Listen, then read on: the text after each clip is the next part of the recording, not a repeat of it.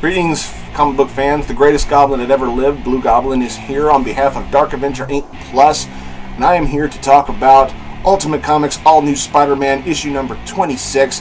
This is the, I believe this is either the conclusion or the next part, I don't really remember, of the Spider-Man No More storyline involving Miles Morales. Yeah, I don't know really why they're calling this, yeah, you can still call this Spider-Man No More, even though he's kind of, sort of, back. But this one was basically two different things. Well, no, three different things. There was three different main plots going on in here. Plot number one, and this wasn't really focused on as much as the others, but plot number one deals with Miles being out of practice as Spider-Man because it's been about a year. It's been a year since he's wore the costume, so he's a little out of practice and he needs to get back up to snuff. He's got ring rust, if you want to use that term. And Spider-Woman's trying to help him, come to grips with that. Plot number two involves the, plot point number two involves the origin of Bombshell in here, and I really loved this backstory. I thought it was very, very well written, very well done. The writing in here was fantastic. The artwork in here was good for the most part. Very, very nicely handled. And plot point number three, this one didn't get a lot of focus either, but this is the Ultimate Universe first appearance of the Taskmaster. And my bro, the Mount Vernon kid, he pointed this out. Yes, the Taskmaster in the Ultimate Universe is a black guy. I got no problem with that. I actually like the way he looks. I like his costume, and it's very nicely done. I'm just wondering how this Taskmaster is going to be. Is he going to have photographic reflexes? Is he going to be able to mimic anything he sees, or is he going to be just some badass in a badass costume who just likes to shoot stuff?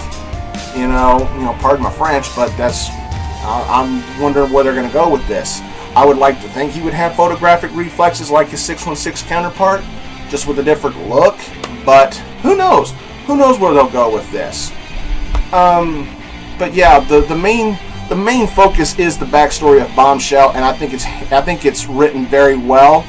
I love that the Bombshell that Miles and Jessica Drew face in the story is actually the daughter of the woman that they had tested these powers out on 15 years ago, that they had done these experiments on and everything, and they just assumed she'd be a good guinea pig since she was basically a high school dropout and they didn't see her amount to anything, so let her be the guinea pig for these experiments. And it turns out it was given her powers, and now she can make stuff explode as well as explode herself.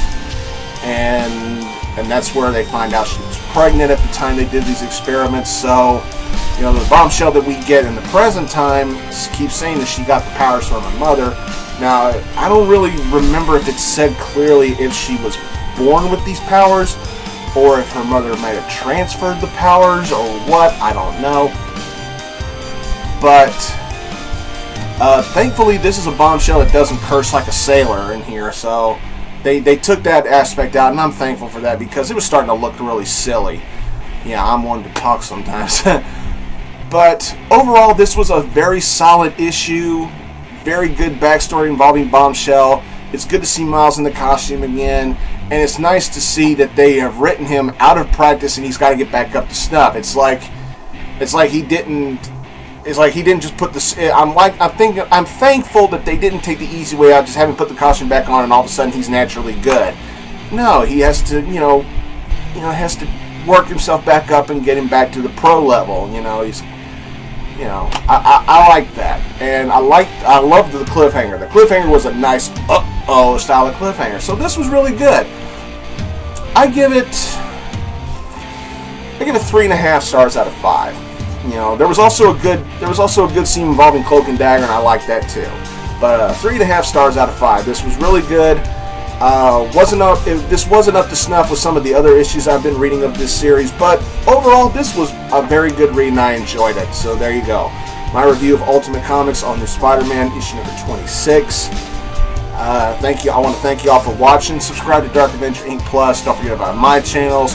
Don't forget about my students, Mount Vernon Kid and Mark and Chloe at Fast Stacker Comics. Don't forget about them. It's for y'all guys. Thanks for watching, everybody, and until next time, I'll see y'all later.